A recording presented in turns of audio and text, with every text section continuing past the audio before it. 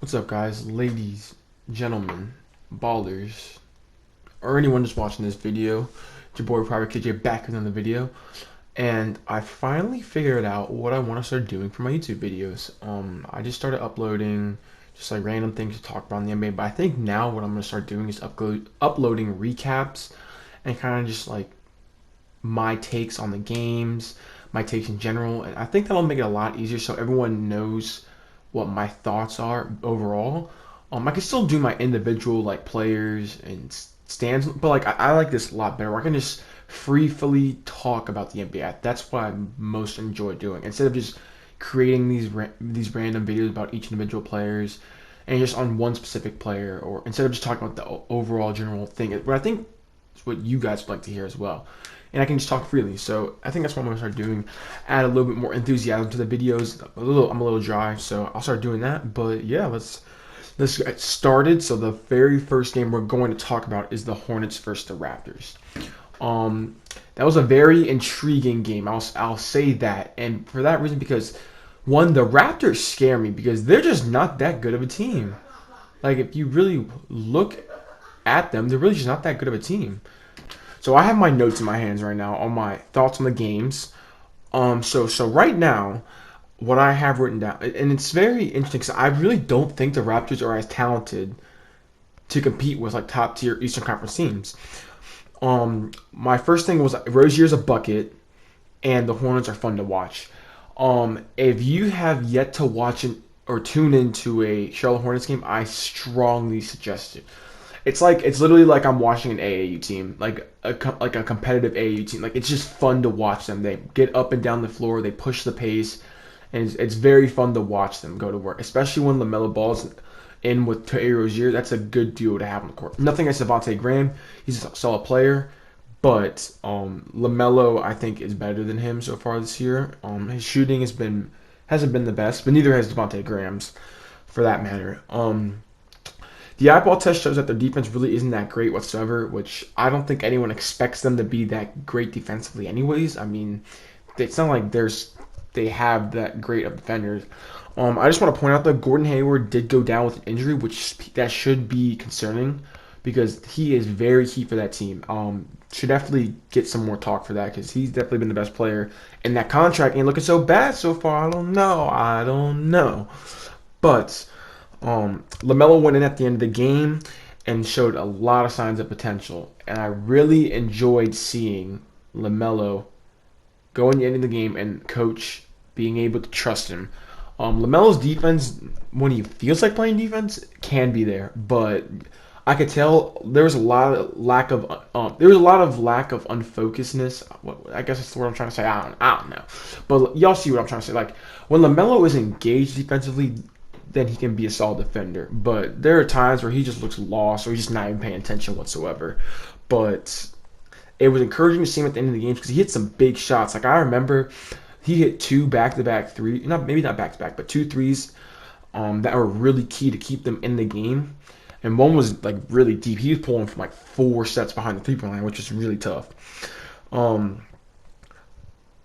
people want us, or people should stop gassing up like the fact that Lamelo gets too much hype. Like, if you sit down and, like I said, if you sit down and watch a Charlotte Hornets game, the hype is legit. Like, he understands the game better than any rookie point guard that I've seen in his role. Because Tyrese Halliburton, I think, has been better than him. But if you watch him, he's just so good. Like, it's just that simple. Like, no one's like you know what I'm saying. Like, no one just tries to dick ride him or anything like that. Like, that's not what I'm saying. If you genuinely just sit down and watch a game, like he understands the game of basketball. And for a rookie at his age of 19, it's just unbelievable. He knows what he's doing. The Raptors veterans showed their knowledge in leaking situations, and that's in my notes because I remember watching. Malik Monk was in at the end of the not like the last 2 minutes, but there was a certain point where I'm seeing Malik Monk like isolate after because Lamelo. I remember it specifically. Lamelo hit two threes, and I'm sitting here watching Malik Monk just like try an ISO. I'm thinking, whoa, whoa, whoa, whoa, that shouldn't be happening. There's a lot of players that shouldn't be shooting like shots on the team, and here's what I mean. They have a lot of players that have no problem taking shots and don't exactly understand their role in certain situations.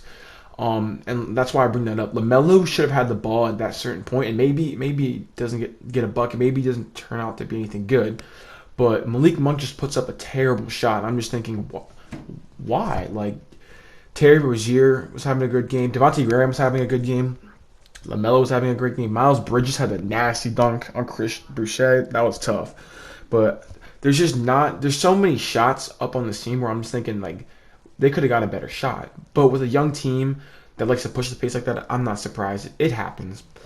Um, at times though, it felt like, oh yeah, I just got to that point. Yeah, obviously. But yes, the Raptors leadership, the Raptors veterans really showed on which is why they won the game. Um, they knew smart shots, when to get to the rim. Just overall late game situations, that championship pedigree really showed, and I think that's how they and why they beat the Hornets.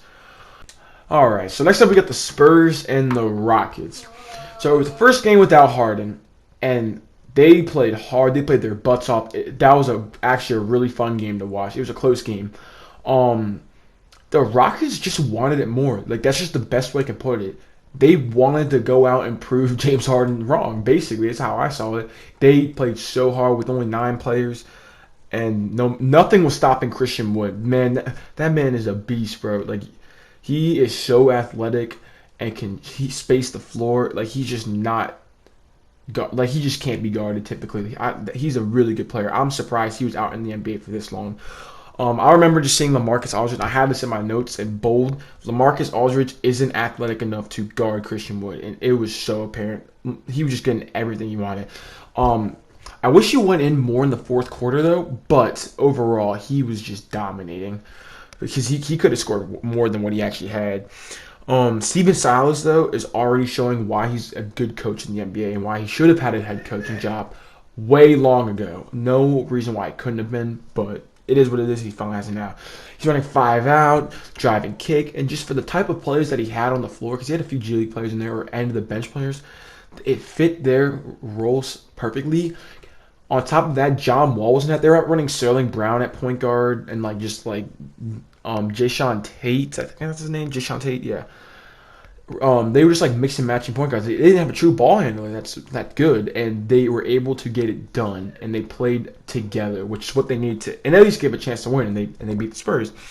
The Spurs' inconsistent 3-point shooting though showed this game. I mean, Keldon Johnson had a night. That man had 29. Keldon Johnson's gonna be tough. Don't sleep on Keldon Johnson. But they just weren't consistently shooting. DeMar DeRozan can't consistently shoot. Rudy Gay can't consistently shoot. Lonnie Walker, up until this point, can't consistently shoot. Dejounte Murray, he's been good this year, but no one you really think of is just a shooter like that on the team outside like Patrick Mills or Patty Mills. So I think that was their downfall. The score was like 103, 101, if I'm correct. I don't remember the score, but they just, like I said, inconsistent at shooting, so it kind of hurt them in this game. Like I just said, Keldon Johnson, very good. His upside is I like a lot. What shouldn't be slept on, though, is the trio of DeJounte Murray, Lonnie Walker, and Keldon Johnson. Now, I remember I was watching this Rusty Buckets on the Spurs. Rusty Buckets, if you see this, that'd be tough. I like watching your videos. But anyways, he talks about how the Spurs, at the beginning, it was before the season though, how the Spurs really aren't going to be that good because no one knows about their big three. Like, they haven't proven anything, which I agree at the start of the year. Now, after seeing them, they need it. They deserve their respect. They are going to be good in the future.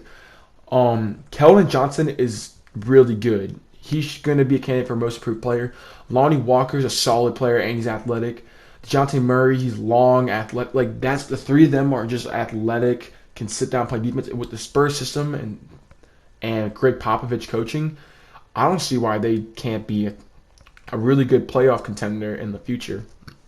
And even right now, they're just competing in the West, and no one thinks their team is really that talented. If you truly look back at that roster, no one thinks they're that good, but they just compete. They have a great system, great coach, and I think Greg Popovich is truly showing it because that team, all I'm going to say is don't sleep on the team. I'm calling it now. In the future, they're going to be a top team in a few years. Just wait on it. Just give them some time to mesh together, those young players, and for them to keep drafting these good players.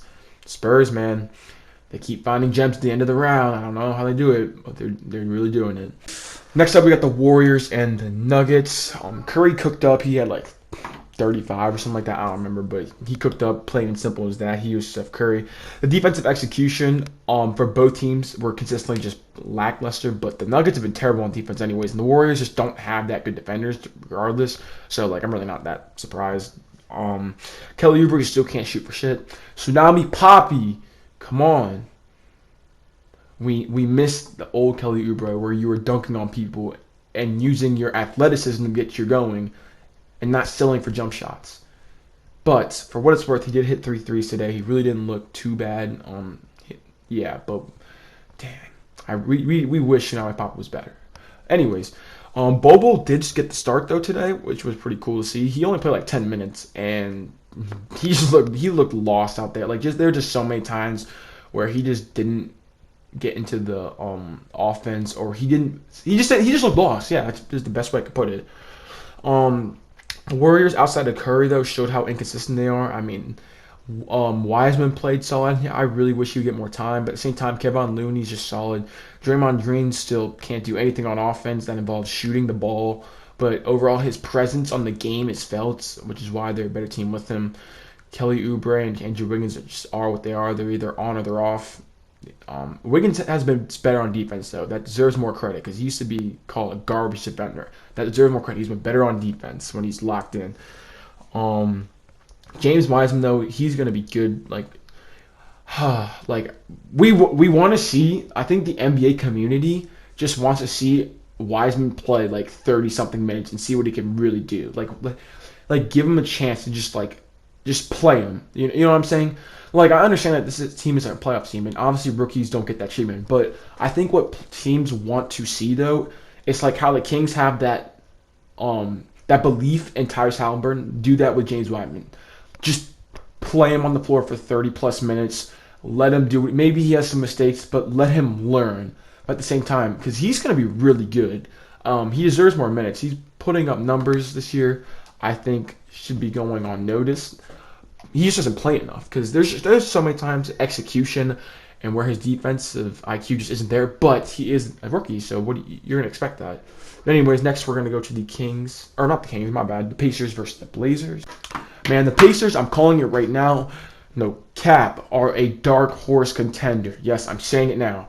I'm not saying they are going to contend. They're not my favorite team out the East. But if there was one Eastern Conference team that should not be slept on, it's the Indiana Pacers.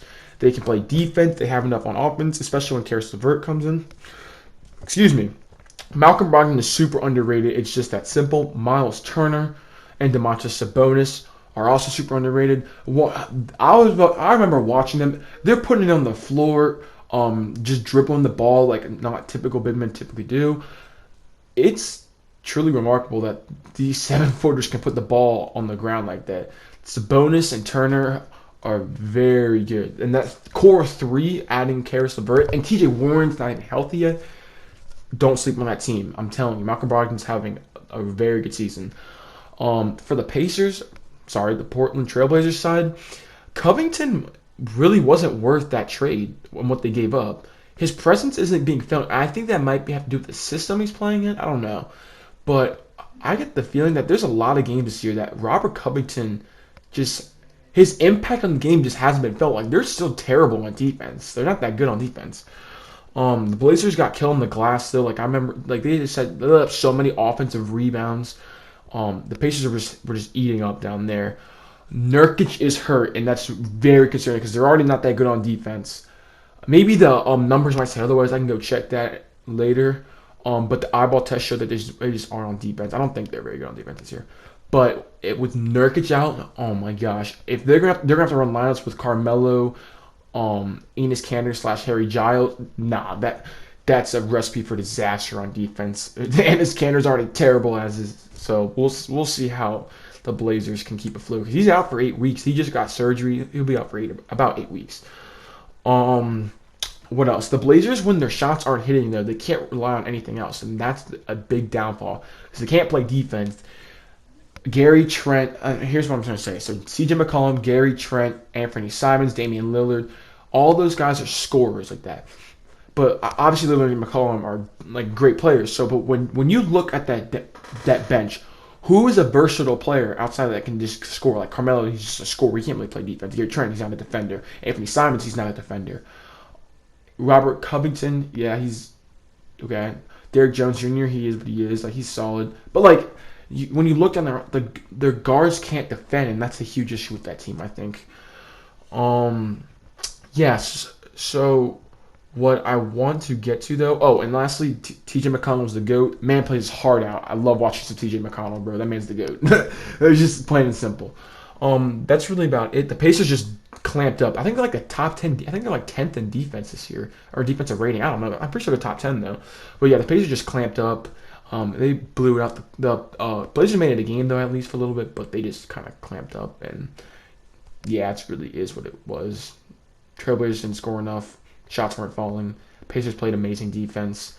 Miles Turner is a defensive menace, though. He might just win Defensive Player of the Year this year, but yeah. Last but not least, with the 76ers was the Heat. This is the game I didn't get to watch all the way. Once they kind of went down, the Heat went down by a certain amount. I was just like, nah, I'm not going to finish watching this. Even though I just also wanted to watch other games because there's so many games I can't exactly watch them all. But what I will say is the Heat played hard. It's hard when you have 8 players playing against the 76ers, who are, I think, number 1 in the East still, with Embiid, Simmons, Tobias. Like, they have basically their main roster, while the Heat are playing with 8 players. So, Gabe Vincent, though, I will say, he's very intriguing to me. He's looking to be like the Kendrick Nunn of last year, where just like that gem that they found last year who could help them in the regular season. Gabe Vincent's been very good in these past 2 games. But yeah, it's definitely hard when you have 8 players. Let me look up Gabe Vincent's like stats real quick. Yeah, like he played 36 minutes and 34 minutes, both against Philly, by the way. 24 and 21 points, 8 assists, solid shooting splits. You know, it just is what it is. When you have 8 players playing against a really good team, you're not expected to win. But anyways, yeah, that'll conclude the video. I know this was definitely a longer video than you guys are used to seeing. But like I said, this is just, I think, what I want to do now. I like doing these open script videos where I'm not having to just like talk or look at a piece of paper and y'all, and this, like, I don't know. Maybe my voice is a little unenthusiastic. I don't know. Maybe that's just me. But I'm definitely an enthusiastic person IRL. But I like talking about the NBA. Just free flowing talks about the NBA. I like that much better. But anyways, if you guys enjoyed this, don't forget to leave a like, subscribe. I will be tuning into the NBA games today. There's a ton. So leave a comment down below which games specifically you'd like to get to, because I can't get to them all. But I'm going to certainly try and watch as many as I can. And yeah, I'll catch y'all later.